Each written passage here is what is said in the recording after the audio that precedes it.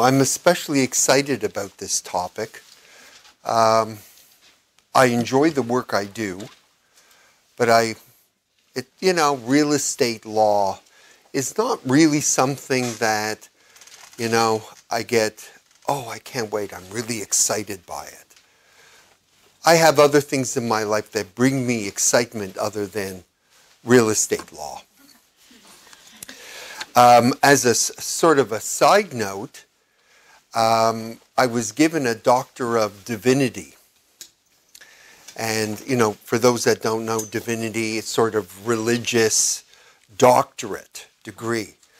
And this gets me excited where the government just gave me license to do marriages and funerals. That's exciting. Not real estate.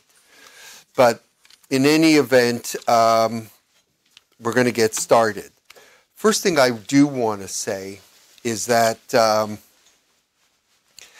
there's some things that I want you to be careful about. One is tax issues, tax law, accounting, tax issues.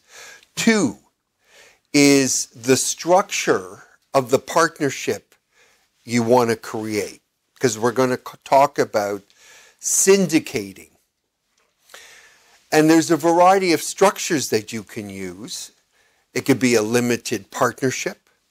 It could be a partnership, something just very simple. It can be a co-tenancy arrangement. An arrangement where two or more people are coming together to buy and own something. So you got to be careful, and the number of people or how you structure the body that will buy the house, and we're going to concentrate more on the residential side. You can use this for commercial, and it has been used for longest time in commercial work. Like look, I don't have enough money to buy a hotel. I don't have enough money to buy a shopping mall. But if I group together with a number of other people, 10 people, 20 people, we can pool our money together, and where I can't buy a commercial piece of land, whether for development or a plaza or a hotel or a warehouse, it allows me through this pooling of money to buy something. So we also got to be careful about security issues. Once you get into the type of structure and share structure and the number of people, there are security laws that you have to be aware of. Now, real estate is really a provincial jurisdictional matter, not federal. But that being said, you still got to be, as I said, three areas: taxation, securities law, and you have to discuss with your accountant or tax lawyer what is best for you, and we're not giving advice on that today. I think that the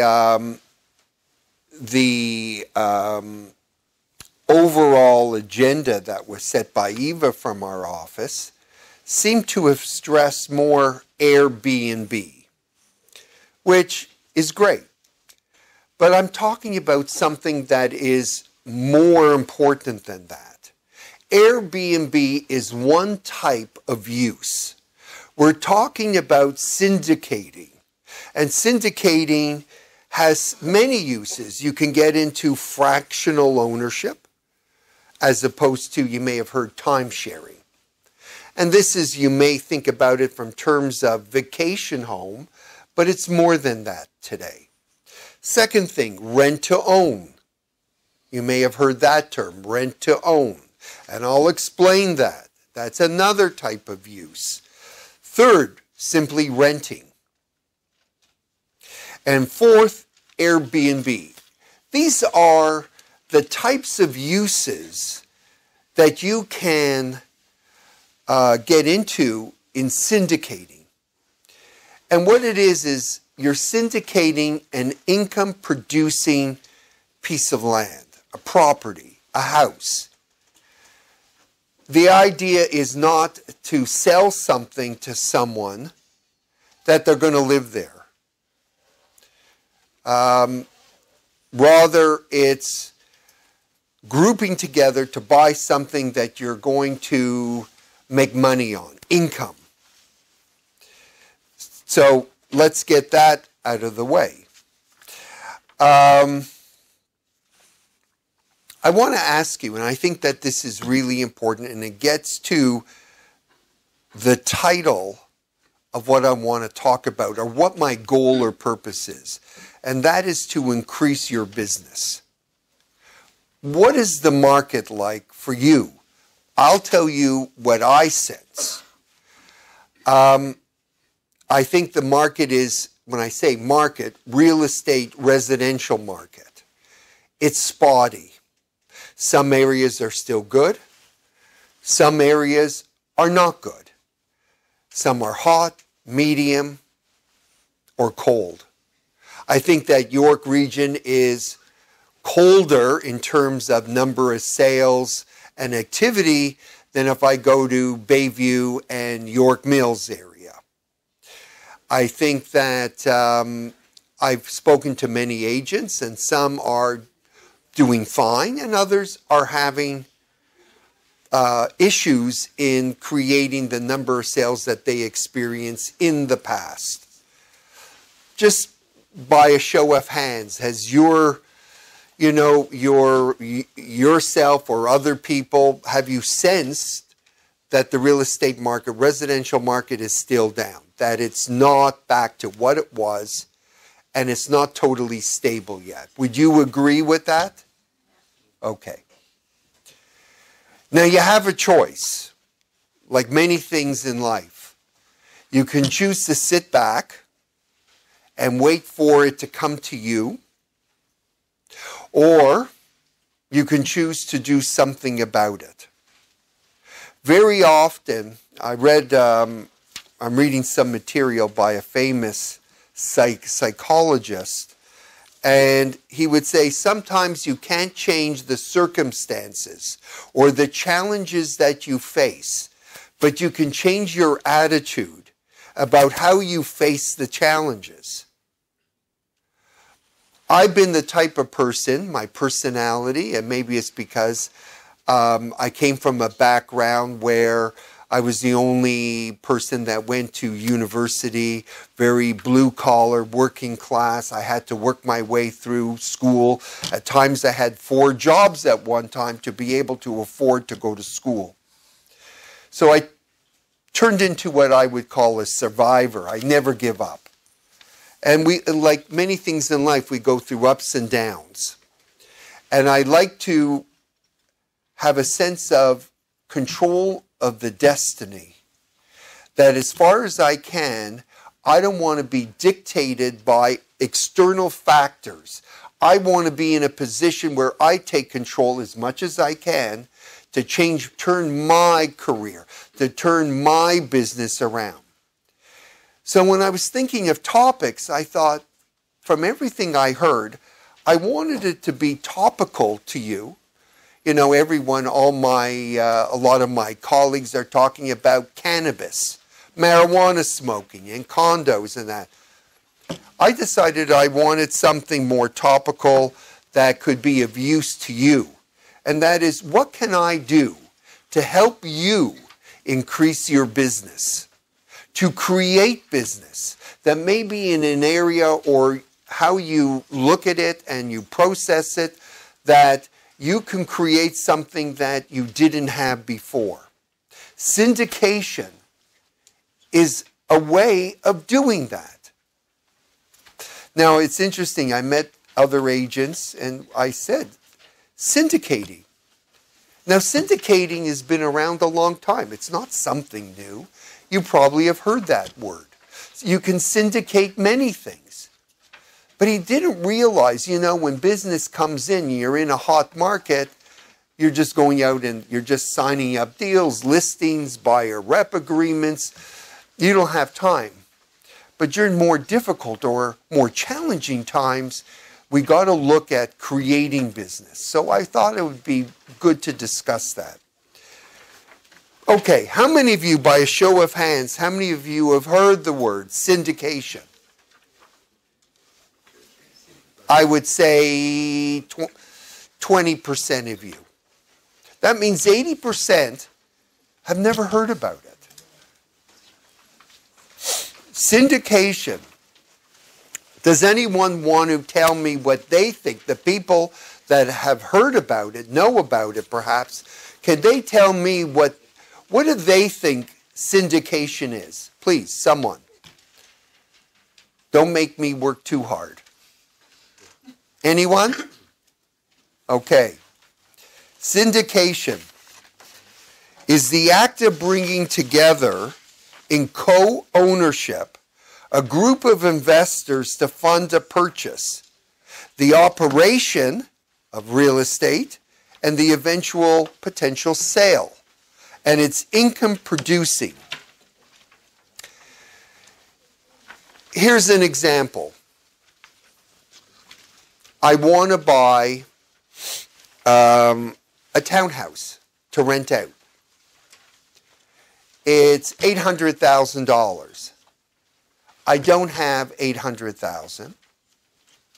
I may not qualify for a mortgage because I may own something. Maybe I own a couple of houses, and I'm not going to qualify, and I don't want to go for private lending for the higher cost. Look, I can't do it myself. And also, even if I had the money, I don't want to necessarily put it into one financial basket. I don't want, maybe I want to buy this townhouse and maybe I want to invest a little in the stock market. I want to have a diverse investment portfolio. But I want to buy this townhouse and for whatever reason, I don't have the money or I don't want to put all the money to it. So I get together a couple of people because I'm always hearing like, oh, if I could group with another person who I trust or a group of us, we can put our money together and we can buy something. Every day, I have a client, at least once every day, I have clients coming in to see me about a group, 2, 3, 4 people. Usually not more than 4 on average. They'll say, yeah, we want to buy this house in this area. We want to demolish the house. We want to put up a new house and we want to sell it. How can we do it? How can we structure this ownership that protects all of us? Our ownership interests, who pays what expenses? How do we work it? Who's going to manage it? Now that's an example. You may not think of that as syndicating, but that's a form of it. A group of people coming together to pool their monies to buy something that will be income producing, and they will buy something that they on their own, alone, could perhaps not afford or do. Now, how does that bring you into the picture? Well, who else, other than you, you're real estate professionals. You have knowledge that other people don't have. That's your business. I had a client that bought a number of properties in the Jane Highway 7 area. And he bought about 18 months ago. And let's say bought it for $25 million with the aim in the future of developing. And he got an offer from a big builder who said, my client paid $25 million and said, look, we'll buy it from you for $25 million and then we'll give you a 50% interest in it. And we'll guarantee you a certain return. And I said to him, why would you sell it for $25 million? Like, to me, it didn't sound right. Why aren't you making profit? It's a year and a half. It's a hot area. Should be a hot area. I only answer my wife during seminar periods. I've had this on tape all along. My wife, when she sees the tape, she's thrilled when I say that I'm afraid of her. So I like to answer her call. I didn't know. So I called a real estate person in the area, and I explained to him what happened. And he said, 25 million? He says, Gary, I have a buyer who will buy it from him, do nothing, 35 million right now, cash, 10 million profit. If you go and you do some municipal work, site plan or, development, and you get some approvals, he'll give you 96 million. That's 25 to 96 million. I didn't know that. Thank God I told my client 25 million doesn't seem right. There's something wrong. But I couldn't put a value to it. I'm not a real estate professional the way you are. You farm a certain area, or you should know your area. You know what is being sold and bought and the pricing. You know the good, the bad. That's your job. That's your business. You're professionals. I turn to you to tell me what is something worth. So who better to become what I'll call the syndicator or the syndicate manager? You have a network of people. You come in contact with people every day that want to get involved in real estate, or you have people you're trying to find something for. Your ear is to the ground. You hear things that I don't hear. So who better to do this than you? Group together another person, a group of people, with yourself, perhaps not with you, and you can syndicate. Now, if you get involved in this and you syndicate, let's say you want to buy a house in Markham. What's an average price of a house in Markham? 3-4 bedrooms. Tell me. Over or under $1 million? 1.2? Yeah. Okay, 1.2. I just took a lucky guess. 1.2 million.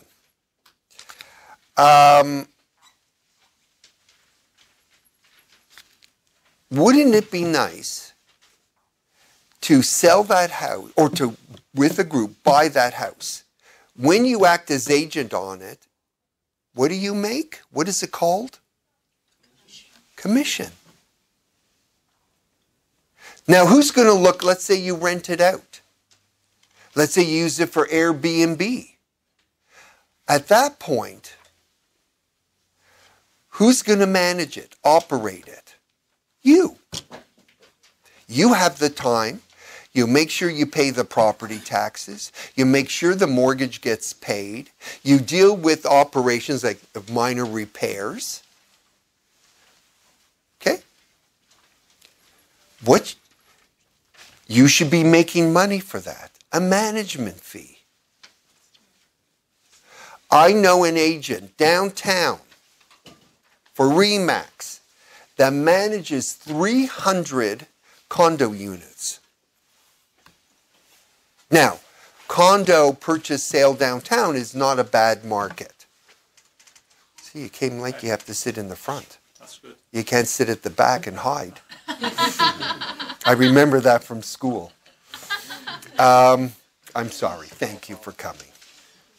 I have a client, a real estate agent, that manages up to 300 condo units. At any time fluctuates between 250 to 300 because he has clients that sell and clients that buy. So it goes up, goes down.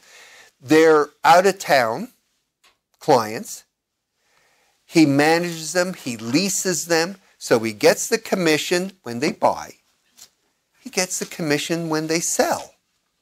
And he takes a fee prearranged, like a percent or whatever of the income it produces to make sure everything's okay. He answers the phone calls, does minor repairs, and deals with bringing in the money, paying out the money, and dealing. And he hires a lawyer, and he hires an accountant for the tax issues and all of that. He doesn't care if the market, like, look, everyone likes a good market. He doesn't care. Like, for him, he's been in it for 20 years plus. It goes up, it goes down, but it over even the ups and downs, it goes up. He makes money from that. So you're creating income. Commissions, front and back or end, and management. I have a note here. Now, if you get involved in the transaction yourself, what else can you make? So we have, now, if you were a professional syndication manager, they would make what is called, they would get a fee. You're getting commission. And for that commission, you got to find the location, you got to find the house, you got to put together the agreement of purchase and sale, you got to buy the house, arrange the mortgage, who's going to take title. You got to work on what we'll call the joint venture, syndication, limited partnership, the agreement. So you get a commission. Second, you get an asset management fee. You get on the sale commission. What else, if you're involved in the deal, what else do you get? Three of you and I, we buy a house together. Okay? He's the agent. I'm just a lawyer. I get the legals. The agent, he's going to get commission. That's great. I don't begrudge it. Seller's going to pay the commission, but he knows the area. He's honest. I trust him. Professional. He'll get the best price.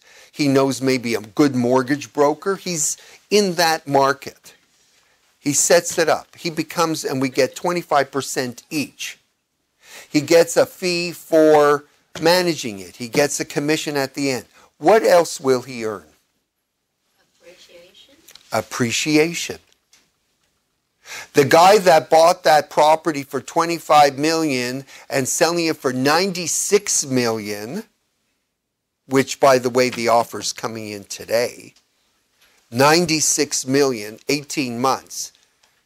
That's a lot of appreciation. That kind of money, 3 times, I appreciate the buyer. That's appreciation. You're going to make profit. And this is from nothing. You can group together. You can help each other and buy something. Okay. Any questions yet? No questions. I either put you to sleep or I'm doing a half-decent job. Okay. Syndicating.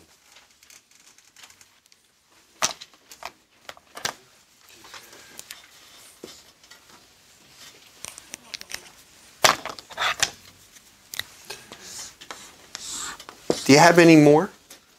No, nothing.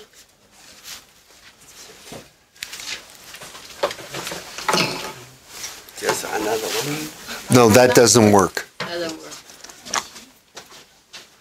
work. Okay, we'll make do. Well, this is not going well.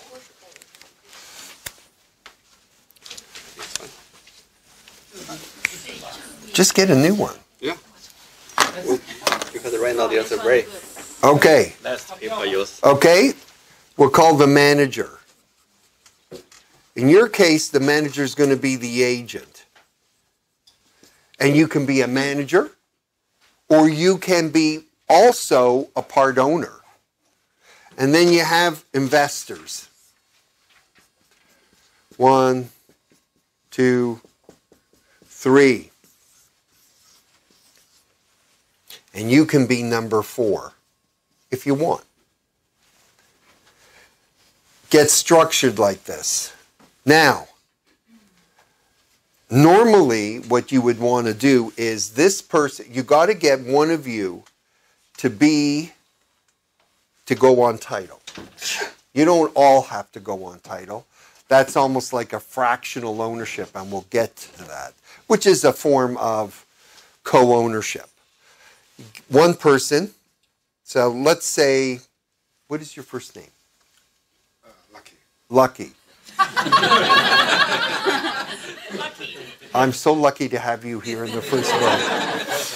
What a great name. Yeah, good thank you. Lucky. Okay. Lucky is organizing this, so Lucky is going to manage it and everything. Lucky has good credit rating, and Lucky is going to go on title. He'll arrange a mortgage. So we get a mortgage. He goes out, locates the property,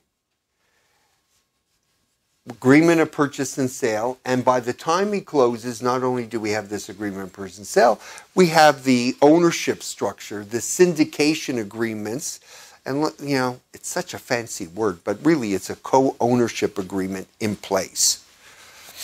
I've learned something in human nature over 40 years in this business. Sometimes, in the face of money, people can change. Have your co-ownership agreement in place, signed prior to closing the deal. Because once the deal closes, and it may be more difficult to get someone to sign, especially if values go up or go down, if there's big changes in the market. So he goes on. He has registered title, and he's making, on the face, he has the mortgage. We set up, so you have one, he does his groundwork, and we have an agreement of purchase and sale. Then we have our co-ownership agreement, limited partnership, co-tenancy, an agreement. And this agreement sets out the respective obligations and benefits of each party. So, and there is, part of this is a trust agreement built in. And it says, Lucky says, I'm a trustee and an owner, a beneficial owner. And all the other people are party to the agreement. And in this agreement, Lucky says, look, 4 owners.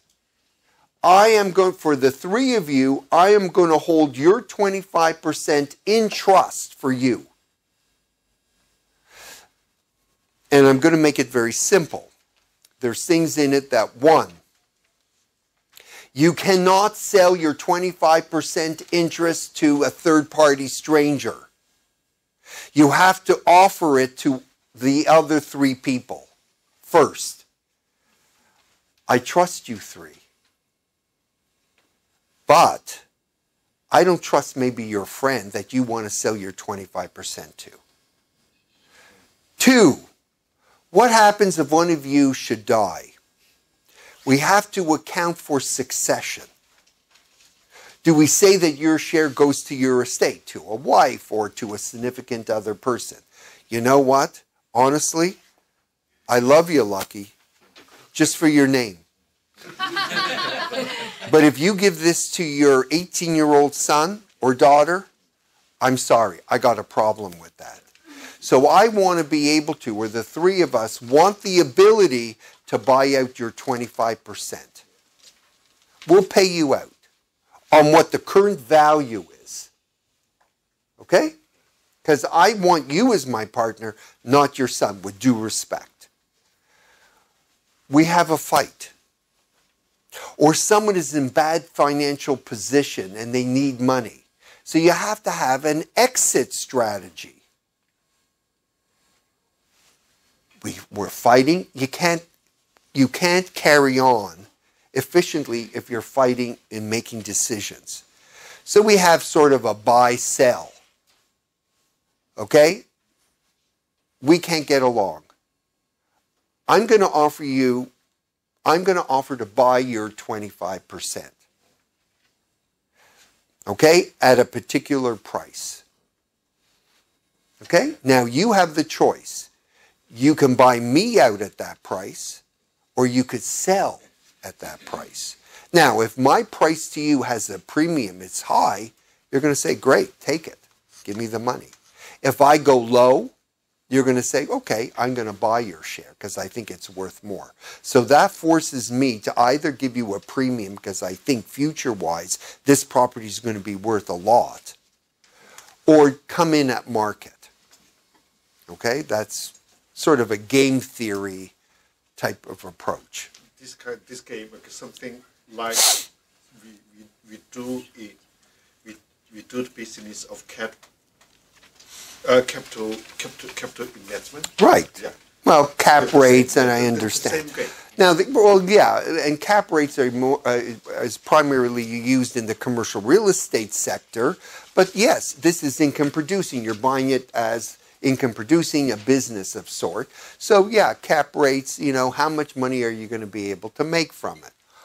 Look, I know someone that was an area in the Dufferin-Wilson area, and a little commercial plaza. And, I got a client that bought 2 units, and he's thrilled because eventually someone's going to buy that whole plaza. The land is worth too much. The location is too good to keep it the way it is. Wow, did Tony buy coffee for everyone? No, me. Oh, okay. Hey, Tony should buy the coffee. So I'll make some coffee for you. You never do that for me at the office. Okay, when I give a seminar, I like to have fun. Okay, so in this agreement, we don't only say what our shares are, but we also talk about if there's expenses or costs, you put in at 25%. So the mortgage. We also protect him if we sell it and he has to pay a capital gain, we have to cover him on taxes. Also on net profit, like we say, for example, in the agreement, we're going to say when we get income, rent, we're going to pay off we're going to make the mortgage payment first. We're going to put away each month for taxes. We're going to put money in for repairs. And then you will decide how you want the flow through of money. Will it be monthly, which I don't think is the best way? You can do it quarterly, semi-annually, or annually. And you flow through the net profit. In a way, that's what a REIT, a real estate investment trust, is. Money comes in, you're a unit holder, and it flows through a REIT to take advantage of the income tax benefits, has to give out all their money every year to the investors. Have you heard of the word REIT? Real Estate Investment Trust. RioCan is a REIT. Smart Centers is a REIT. There are a lot of REITs. What is a REIT? It's a syndication. But it's public. You can buy units. It's on the market. So it has disclosure requirements, security laws. But at the end of the day, a REIT is a syndication. It's a group of investors pooling their money together to buy something that they couldn't buy otherwise. If there are 30 people here and I say, I have an ability to buy a shopping mall, and we can do it if you give me $100,000 each, you may do it. That's syndication. Yes? Gary, trust agreement, ownership agreement, joint venture agreement, is it the same? Same. Same, right? We're using words, same. A joint venture agreement is more than one person, 2 or more, coming together to do something jointly. A limited partnership is a partnership. It's a type of partnership where it'll be a general partner who manages with limited partners who have certain units or shares.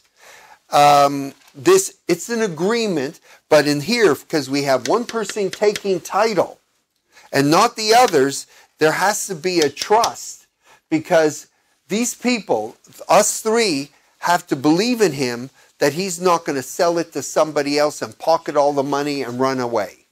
Yes? Yes, because one person is taking the title, so can you act on behalf of all the four, or you have to refer to the independent legal advice? Good question. I would probably say each of you is entitled to go to your own lawyer. You could see a lawyer, I use myself, or you can agree to say, look, it's more efficient, we trust each other. Normally, you're going to be with people that are not total strangers, although you could do it. So you could use one lawyer or more than one lawyer. I would do it for the four. However, you're going to sign a waiver of independent legal advice. I don't want anyone coming back and saying, oh, I didn't get a good deal. You didn't look after my interests. You cared only about Lucky. Okay? I don't want that. So there's a certain due diligence. You got to be careful about it. Use common sense, people. Okay? I know a number of agents that are syndicating, and I know one that didn't do a lot. He's done 4 deals this year syndicating. That's 4 deals of commission that he wouldn't have had. And I'm not saying he's going to get rich, but it's money coming in. That's 4 deals that he wouldn't have had. He's making money quarterly, and the property goes up, income producing, he'll make money at the end, plus commission. In the agreement, it says, Lucky is our agent and manager. Lucky will get commission, not more than 2.5% front, not more than 2.5% going out, or you could put 2% or 1.5%, because whatever Lucky charges as commission, the seller may want more money in selling it because they got to pay out higher commission. So these are things you talk about, but Lucky's working hard for you. He deserves to get paid. Yes? So the co-ownership agreement and also the trust agreement won't be on the title. That's right. But There are ways what you can do in terms of trust. You can put on a notice, a form of notice that says that the other, like us 3, Lucky, we love him, but, you know, we got to be cautious. So we put on a notice, the 3 of us, that says that Lucky cannot sell or refinance without our consent, and that's on title. However, or you can put a Section 71 notice that says, I have an unregistered interest. You can be 1 person or 3 people. It could be 8 people. What that does, though, is that, like many things in life, there's good and bad. It tells the world that Lucky, although he's the registered owner, there's something else going on. There might be other owners. However, you've also declared to the world, including CRA, that you have a part interest in this. So don't think that necessarily you're going to get out from having to pay capital gains or whatever other tax consequences there are. So we have this agreement that has a number of things. It deals with death, if a person becomes insolvent, if you have an argument. But whatever agreement, even a limited partnership agreement, if you have units, sometimes you can get into A units, B units, like shares, A shares, B shares. Shares can be, I make decisions. You can say that, no, it's a silent partnership. Lucky's making all the decisions. I don't want to get involved. I'm too busy. I trust him. We're good friends. We go back many years. And let him manage it. Pay him a 1.5% on the rental income as the fee to manage it. I'm happy. I don't want to get involved. Or I may say, no, I want to make decisions with Lucky. So in your agreement, you could say, Lucky has decision making generally. However, for this list of items that we'll call more major decisions, it has to be unanimous. Some variation. Yes. So, okay, some of the investor will be turned into the limited partners. Can be. Yeah, and some Limited partnership yeah. means that we're not a part. Okay, when you're a partnership, the acts of one partner affect the other partners. If a partnership is sued, you're all potentially liable for the whole lawsuit. But if you're a limited partner, I'm only limited to my investment. Limited partnership has good income tax aspects to it. That's why people use it. And it limits your liability only to the extent of the cost of your investment. And how about the general Partnership. General partner will be liable, but these people will cover him. The general partner, He's the face. Okay, take all the risk. Okay. There's ways that you deal with the risk. So don't worry about the risk. There's a way to deal with that. Otherwise, no one would become a general partner. So if one of the, let's say, partners wants to buy the share of the other one.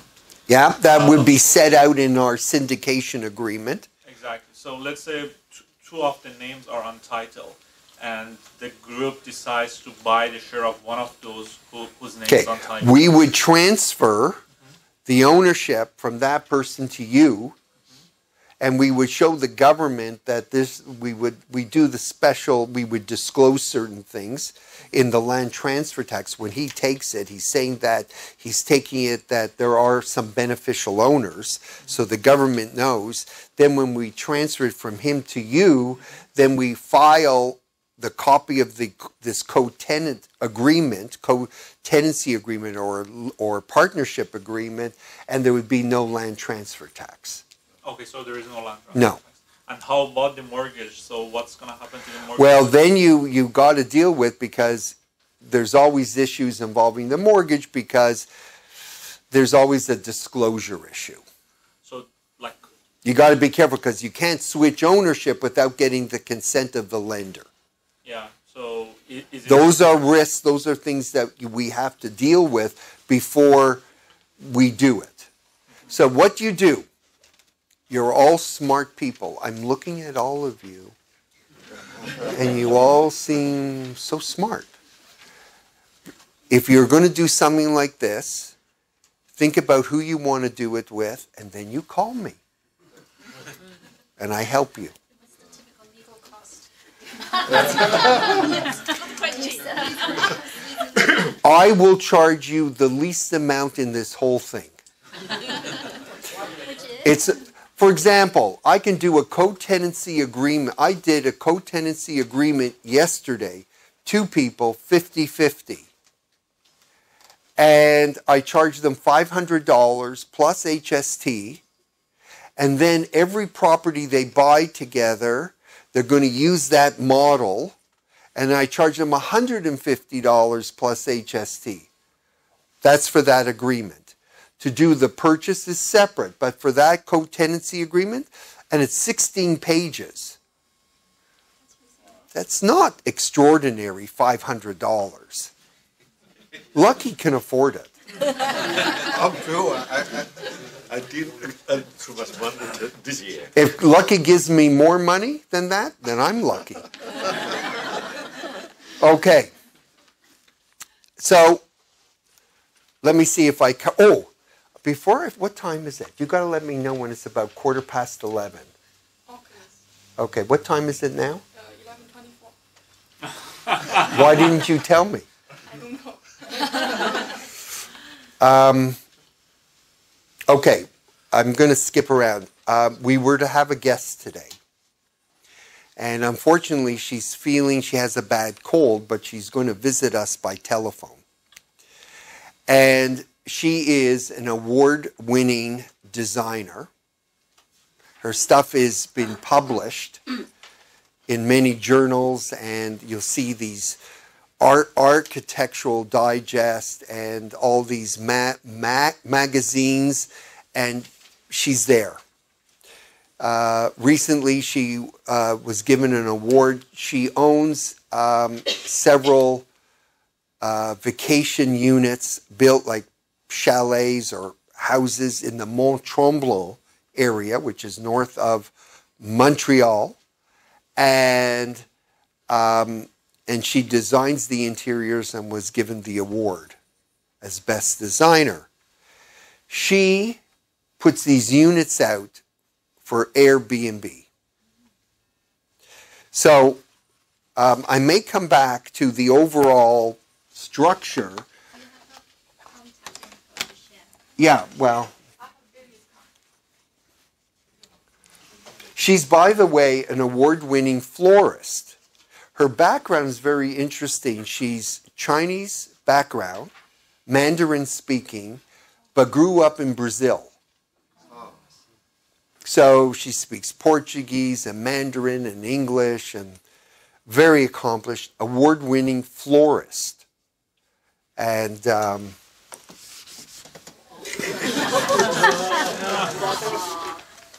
This one. lucky we're not lucky today. This one? Yeah, I think so, maybe. Right? I don't know. Okay. Oh! Oh, sorry. Okay. Lucky. Lucky's going to be my manager. Oh, yeah, thank you. Okay. Oh, I got a job. Okay. Be careful what you wish for. You may get it. Okay. So, listen. So now you own this house. Okay? You own a house. And you want to make income. Airbnb sounds great. You know, it's the favorite flavor of the month. Now you can rent out the rooms, or you can rent out the house.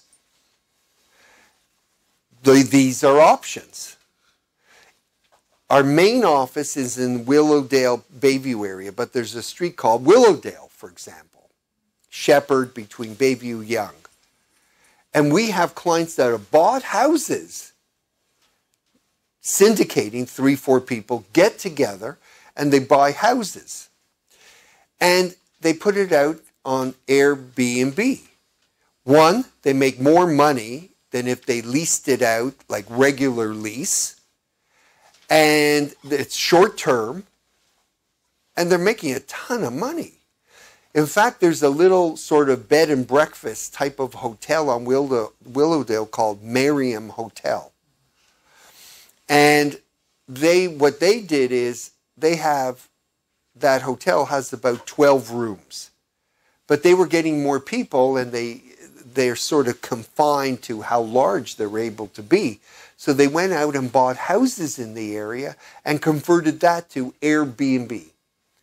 And their monthly income is extraordinary. Extraordinary. In fact, one of their houses, they paid off the mortgage. Like extraordinary. And they just keep buying houses.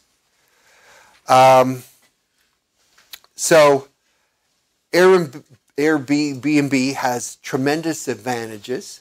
Now, you can do Airbnb and you can buy a house and put it out. You can buy a townhouse, you can buy a condo.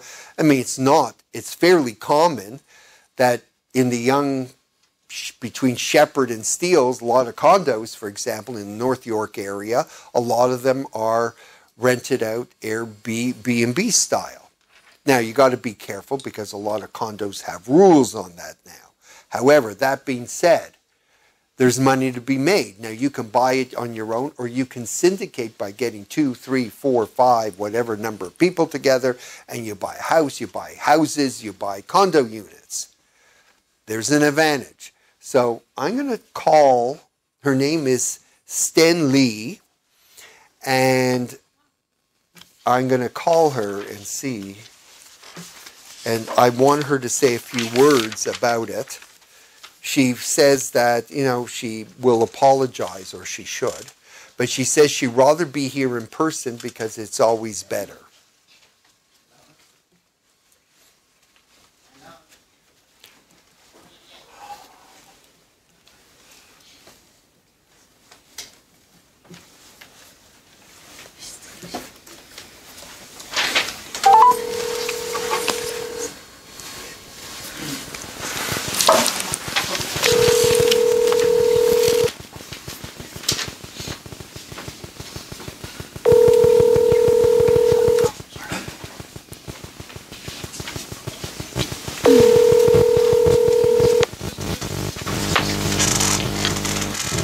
Do me a favor, call her up, tell her, try her again, and let me know, and then I'll call her, and we're going to go forward.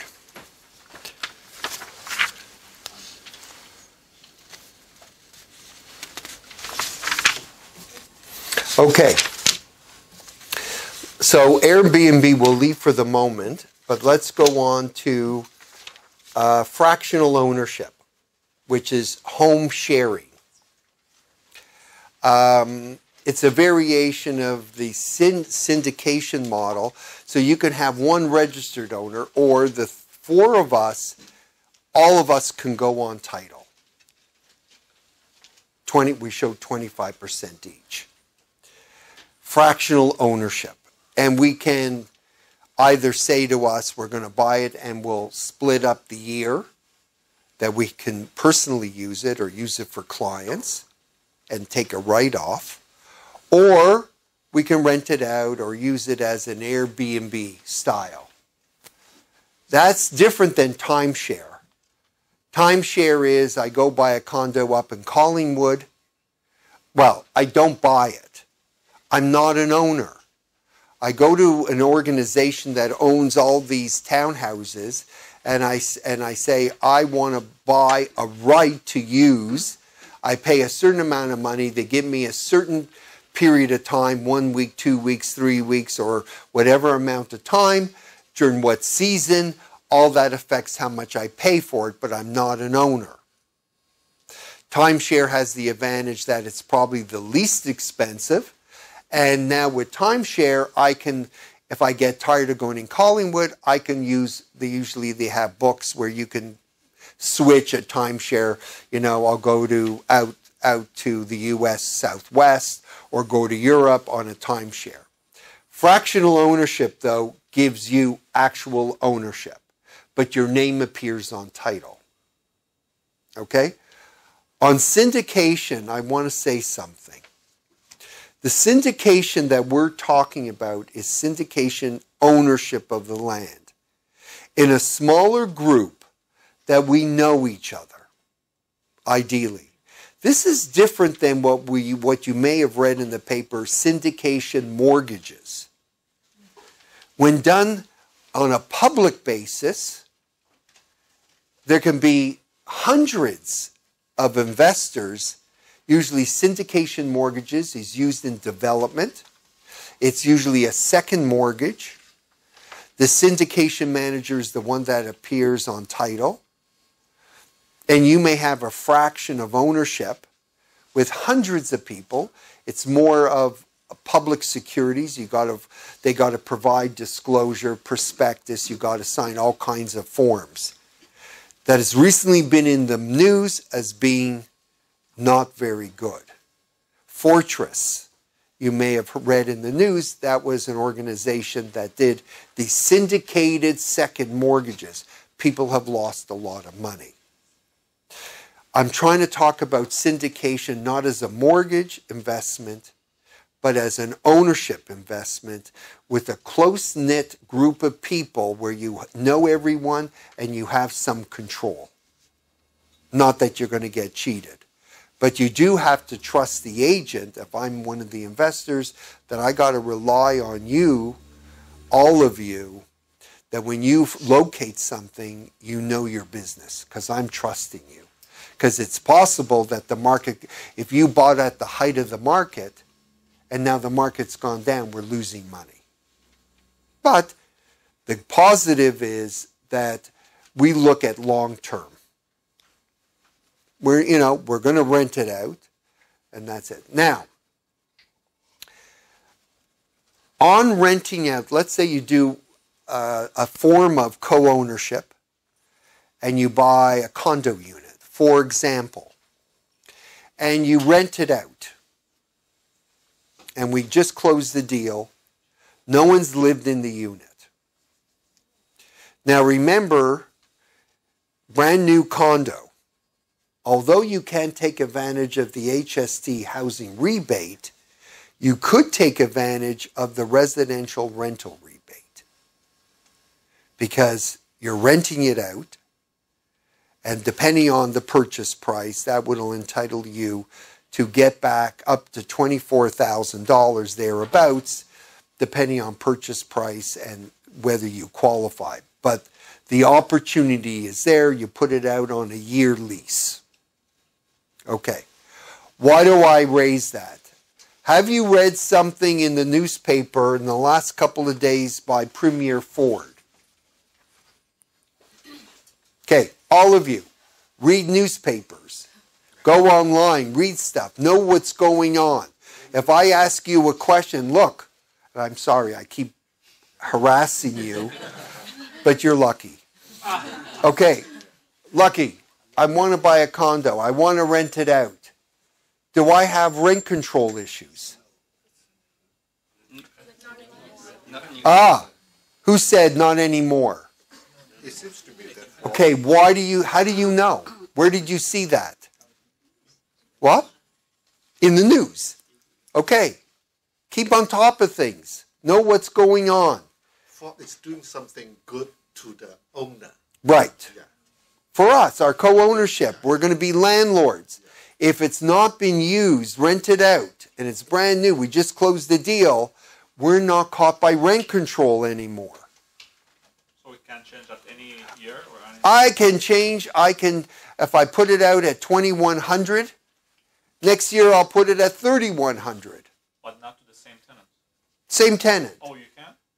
I'll put it out to 8,000 if I want to get rid of it. You're not supposed to, but If they don't want to accept the increase and they don't want to then get out of the building. Oh, use the right to evict them, Yes. Oh, it's just for brand new units. Or you can, what you do, here is a trick. Don't put this on tape. Put rats or mice into you. No, I'm joking. That'll get the tenant out fast. But there's no rent control. Okay? There's an unofficial rent control, and that is if you're serious about renting out your unit, there's a market value in your building. If the average for a two-bedroom unit is $2,400 and you're charging $3,400, you're not going to rent it. So you are guided by market forces, but there's no legal rent control. And for the existing tenant, you can't increase. I beg your pardon? No, this does not apply to existing. This is brand, like I say brand new. Not necessarily brand new. Never tenanted. So I'm sort of thinking the easy example is all these new condos coming onto the market. Someone buys a condo, hasn't lived there yet, and they're thinking of renting it out. Hasn't been rented out before. There's no rent control. But what if it's an older property which the owner was living there and now they want to rent it out for the first time? As far as I'm aware, there'd be no rent control. Interesting. even the old house. As far as I'm aware, but I'll check into it. And from which date is it applicable? It said effective immediately. What was that? Monday-ish? November 15th. The question is that the tenant move out and the new tenant come in, I can charge whatever I want. No. Okay. Yes. They're always... Okay, listen. If a tenant leaves, I believe even with rent control, you can charge an increased rent. Yeah. Okay, we're talking about a tenant that's there.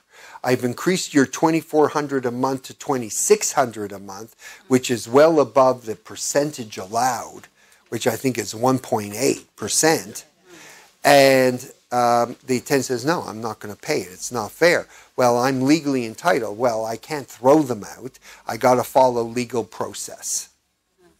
But once I rented out the unit at $2,000, and the next year, is it still under rent control or Yes. it's not?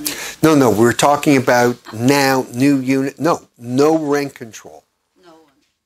So I can charge them whatever I want within. You can't use your rent increase as a way to get someone out. So if you're paying if you're charging $2,400 a month, I can't say I'm raising it to $5,000. unjustifiably because I know you can't afford it and that I'm forcing you out because I don't like you. Can you do that for new house, new condo? Yeah. Well, unjustifiably pushing someone out? No. But you can, like, look, you have to have some reasonableness to it. So if it's 2,400, I'm raising it to 2,800. It's maybe an increase of 12%, not 1.8. And that's what units are getting in the building. So why should I lose money? That I'll do. Okay? So there's some advantages there. That's all I'm going to say about fractional ownership. It's not really used a lot. It's used more in vacation home scenarios. Okay, rent to own, lease to own. Have you ever heard of that? Yes? Okay. I did it. I was in a position, my wife had passed away. This goes back several years. I had 4 children. I didn't know what I wanted to do. I wanted my children to go to a certain school, so an area. I didn't know if I wanted to buy a home. There were a series of very nice townhouses, but the builder, this went back to, let's say 2008, and there was a dip in the market. Builder couldn't sell some of the townhouses. Builder had about 12, couldn't sell 2. And it was on the market. And as an agent, you do make money on commission because there was an agent acting for the builder to do it, to sell it. And I go to the builder and I said, look, you're not selling the unit. You're carrying your financing costs and property taxes and such. What I'm prepared to do, lease it to me for 3 years. I will pay you $4,200 a month. The market rent for that type of property was $3,600. She's on the phone? Okay. We'll go back. Hello? Hello. Hi. Hi, how are you? I'm good. How are you? I'm good, thank you. You're now talking in front of what? How many? 30 people? 50 people. I said that you're incredible, so don't make a liar out of me. I said you're an award-winning florist, interior designer, you speak Portuguese, Mandarin, English. Mandarin? No? Mandarin. Do you speak it? Yeah. Okay. Listen, we're talking about Airbnb. Airbnb? Yes. Yeah. Okay, you have Airbnb in Mont Tremblant. Where? Who's on the phone? Stanley. Stan? Who's on the phone? The connection. Wrong number? If it's my wife, it's wrong number. Oh, I confused the 2 clients calling. Good thing I didn't say, can she speak Portuguese? I love these seminars. Okay, so here's what I did. Why did I overpay for rent? 1, the builder said to me that he will take a certain amount of money on every rental payment. Let me back up. Part of the 3-year deal was that at the end I have up to 3 years the option to purchase the townhouse at a set price. Fixed. Fixed today. So I'm going to buy it from him for $700,000. I paid a premium. I I gave him $5,000 for the option. And he took money every month, would give me credit. So I really wasn't paying $4,200. He said to me at the end of 3 years, I will give you a credit if you buy it. I'll give you $72,000 credit, which is like your down payment. Let's say it was $700, let's say 10%. So I set the price at $720, we'll say, or let's say $720. And if I exercise the option at the end, I will get 72,000 credit. So it reduces, it's a down payment. And I can buy the house. Why was it good? Oh, and also I had an assignment provision. Okay. Why was that type of deal good for the seller?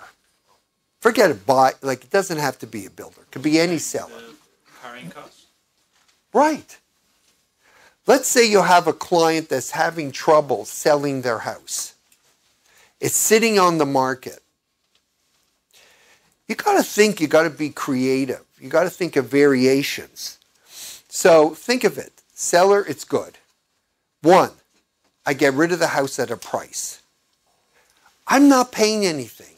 I had to pay the property taxes. I had to have insurance. I paid utilities.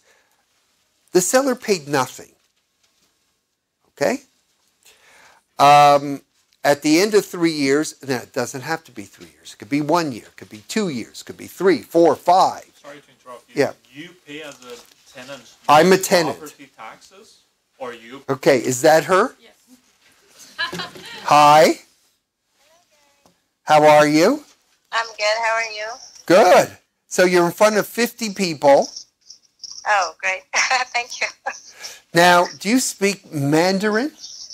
I do. Yes. Okay. Portuguese? Yes. Okay. Do you want a Portuguese?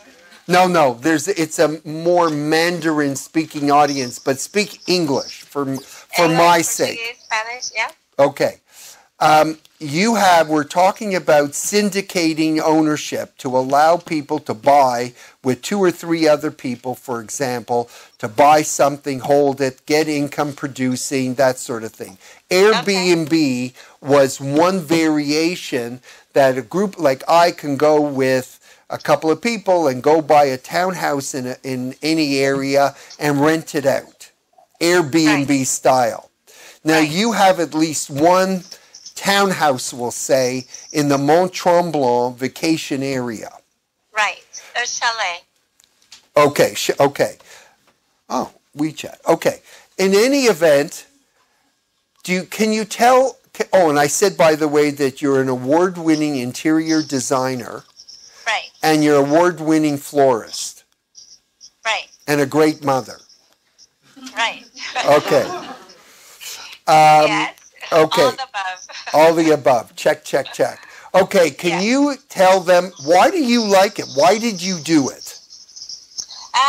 So we originally were just looking for investing on a property in an area where there were a lot of potential for rental, like touristic-y. We didn't know yet how that would turn out, but being in Tremblant, where there's a lot of demand for it, it has been really good so far. So, and being an Airbnb versus long-term rental, the difference is that your property really get maintained so much better. So when you buy properties for rental, which a lot of investors might do, you don't get to see a property very often, and it often gets ruined. When you do Airbnb, your property is often taken care of. So that was one point that I think we really liked about Airbnb, is that you could do short-term rental. The amount you get for it is equivalent, if not more, than when you were to do like long-term rental. The only difference though, and that's something to remember, is that short-term rental isn't guaranteed, right? You might get it, you might not get it, so you have to work hard towards it. Long-term rental, it's something that once you have it, it's guaranteed for a year or 2 or 3, depending on your lease. So a short-term rental, it's not guaranteed, but if you can work for it to be busy, and that's a lot of marketing work, then it's so much better than. I guess it's 2 different kind of business, and I shouldn't be comparing, but that was our choice. So now, when you go with, huh? Yeah, but when you said that you did this with someone else. Am I with someone else? No. Like you did this, you invested with another person? No, this was our own investment. Okay, you and your husband. But you could see that my wife and you, or 3 or 4 people, could put their money together and to buy something for this purpose. Yes. And we do have, actually, I got 2 friends into it. We showed the area to another 2 friends that are from Ontario, and we thought maybe they could do it together, but they decided to buy one for their own. So instead of doing it together with us, they just went ahead and bought one in Ontario. But what we are doing together is the brand. So we have a brand, and it's called Umari Casa, and so we created a whole brand for what we're doing, and then now we have 4 properties coming up under this brand. And then we have another 2 properties owned by separate people, and they're just doing all this together. Because under one brand is a lot stronger, right? Yes. You can get, so say if your property is rented right now, and this referral between the group, it's a lot stronger. As well as design-wise. So, if you were to do this on your own, some people have good designers, others not necessarily. If you go into Airbnb and you look around, there's great works out there, and there's really crappy works. There's potential property with really, really ugly interior, and that just kind of, unfortunate. But so good for us. So you got to freshen up, like ideally in this kind of market, in order to take advantage to get higher prices and to get known. It's obviously better to renovate the inside, make it nice. Yes, and just because we're talking about this, so Airbnb now also do encourage people to do that. So we have just recently been invited to join what they call Airbnb Plus, and so what that is properties that are nicely done and has all the nice amenities. They invite you to be part of this Airbnb Plus, and it's nothing but putting you on the front page. So anybody that's invited to Airbnb Plus, they'll come and make sure that the property is really nice and that you have all the amenities that you promised that you have. And then they'll come and they'll take pictures, and then they will put you on the front page. Oh, wow. So that gets you another, like a priority. Yeah, so it's an additional bonus, and and we have just recently been invited for it too.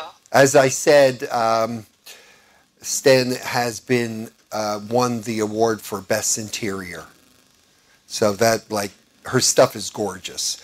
It's the color schemes, and in many respects, it's very clean. It's simple, very classy. It looks great. Now, how long ago did you purchase?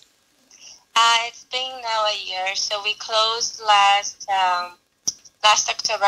Okay. So it's just over a year. We didn't start renting until February, and it has been, I wouldn't say extremely busy, but it's been busy, and we know people that are on the same boat, and they're being really busy. Now, if you sold the property today, have prices gone up? It should certainly go up, because now it's not just ready and renovated for anybody that wants to use it personally, but as a second income, it has a different value. Okay. So, just generally, as I was explaining to this group, as agents, they can go out, they can work with a few people, purchase, get commission, then they can work with getting fees on managing it, and then there's the appreciation in value at the point of selling, and if the agent's in the group, there's also potential for commission at the end. Right. The only thing that I would recommend every agent going and doing this is that not every property is necessarily allowed. So by law, it doesn't mean that any property you buy, you will be able to do an Airbnb. Is this a good point to bring it up? Yes. What I was going to share with them is that especially condos within the Toronto market, they've changed their bylaws to say that to do Airbnb, minimum lease term has to be, let's say, 6 months or a year. And they're trying to prevent people from doing this. But it's kind of spotty because you can get condo units or townhouses in the Young Shepherd area, like on Harrison, that don't have any restrictions. And across the street in another building, there are restrictions. Yes, so it varies. So, and it's totally valid. It's just when, before going ahead and purchasing, all that has to be confirmed before investing in a property and then saying, oh, you know what, I can't do Airbnb here, right? Yeah. Now, so are you considering buying more? Oh, yeah. We're not only buying, we're already buying more. I have this agent here. His name's Lucky. So if you ever need an agent, I don't want a preference, but his name is great. You got to like someone whose name is Lucky. Okay. Anything else you want to share? Oh, listen, just to everyone, her work is stunning. We have her phone number. Eva has her phone number. Just ask us and we'll give you her number, and please call her and just tell her that you were at the seminar and I don't get any referral fees, so don't worry. Okay, take care. Feel better. Thank you, Gary. Take care. Bye-bye. Take care. Bye. Great. So she's now expanded and has purchased more than one unit and formed even a group within a group. So she may buy this with her husband, but she could buy with 2-3 other people, and then this group has grouped to get 6 units to form a group where they control a bit of the market. So I wanted to get that out on the Airbnb stuff. Now, lease to own, for me it worked. For the lease to own, ideally, more traditionally, it's someone who doesn't have down payment. It's someone who may have poor credit or can't qualify. Okay? Now, it works in many scenarios. So, for example, you may have someone who's having trouble selling. You may have a buyer who, I can't make that down payment, or I don't have a great credit rating. Your client, now, depending on the circumstances, some people say, I'm selling my house because I want to go buy a house. But let's say you're not in a position, there are a number of scenarios, like an estate sale, or someone has it as an investment, they had it, they want to sell it. I've had a couple of occasions, for example, acting for buyers within the last 12 months when the market really changed and they were having trouble getting a mortgage, that we did, for an 18-month period, we converted it, because there's 2 types of rent to own. There's the lease with an option to purchase, or there's a lease with an agreement of purchase and sale. So we took the existing agreement of purchase and sale and added on top a lease component. So they leased it for 18 months. So they weren't in a position that they couldn't close and get sued and litigation. And so they leased it with the aim of, they were paying for that lease with the aim of buying it and hoping that within 18 months or 24 months, that their credit got better or that they could get a mortgage, they had more time, and it just worked out. And the seller says, great, if I put it back on the market now, I'm going to have trouble. I won't be able to resell it at the same price. And if this buyer walks away, I keep the rental payments, I keep a premium, I keep the deposit, and I still can retain my rights to sue them. And that's put into the agreement. So it buys people time. It's a great option, a form you can syndicate it, and it's another option to fit a particular scenario. I had a client that actually did this rent to own, and he did it for about a 2-year period, and he didn't want to, because he was in the midst of a divorce, and he didn't want his ex-wife to find out where he lives or if he bought a house to make any claim on the house. So he says, hey, I'm just going to I'm going to rent something, I got no money, and who knows, if the divorce goes final, I'll buy the house. So that fit that scenario. Okay. I have, pros and cons, actually. I like this. So pros for a buyer. You may need a few years to work on your credit, build up savings for a down payment, or qualify for a mortgage. This allows you to get into purchasing, to get into the marketplace. It's good for the seller because you're dealing with a certain type of tenant that's going to take care of the place. It's not a regular tenant that doesn't care. It gives you also, you could say, look, I set the price at $700,000, market's gone down, the property's not worth more than $600,000, I'm not going to exercise my option. Landlord, you'll take the $5,000 premium, you'll take the rent, you'll give me no credit, but I don't have to buy it. So it gives you that leeway. For a seller, it allows them to have income coming in and someone to carry the house at no cost to them during a time that they may have had trouble to sell it.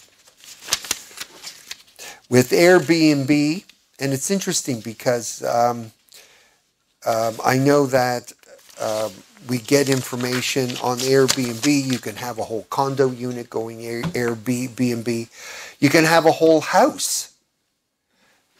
There's families that travel where they want a whole house to use for a 2-week period, a 3-week period. We know someone that has a house in the Willowdale area, 4 bedrooms, that they have the option of doing 1, 2, 3, 4 Airbnb at the same time, or 1 or 2, whatever business they're able to get, or upon having this family reserved for them, they gave them all 4 bedrooms. They gave them the use of the house for the 2 or 3 weeks.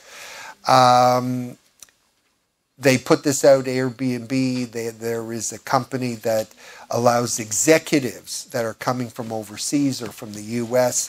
for an extended period of time, which is better, they found, is less expensive than putting them up at, we'll call an extended stay hotel. Airbnb is competing with hotels. Condos, it can be the whole condo unit. I know that there was a house, for example, south on Bayview, south of 401, and it was a family, and they did a bedroom, like a basement was done up nicely, and they put it out on this, and it was additional income for them. And it's short term, and they don't run into the usual landlord-tenant issues. Things that you have to be careful about is in syndicating or in any time you want to use your property is Airbnb, especially condos. There are restrictions in condos where you may not, there may be minimum lease term like 6 months and 1 year. 2, there might be zoning issues to be dealt with. 3, liability of like if someone comes in and has a party and trashes the place, or someone, we have I'm aware of cases, for example, where party, they trashed the place. Or they had a party and some person, there was too much drinking and person went out, had a car accident and was killed and killed other people. So there are liability issues you have to have. And Airbnb obviously deals with this. There's insurance for dealing with damage to your place, damage to other people. You know, it's not totally uncommon. Someone is partying in the unit, like townhouses, and they throw the beer bottle or the liquor bottle out and it goes and hits the neighbor's car and causes damage. I'm going to leave it at this right now, and I'm just opening it up if you have questions. Anyone? Yes? No.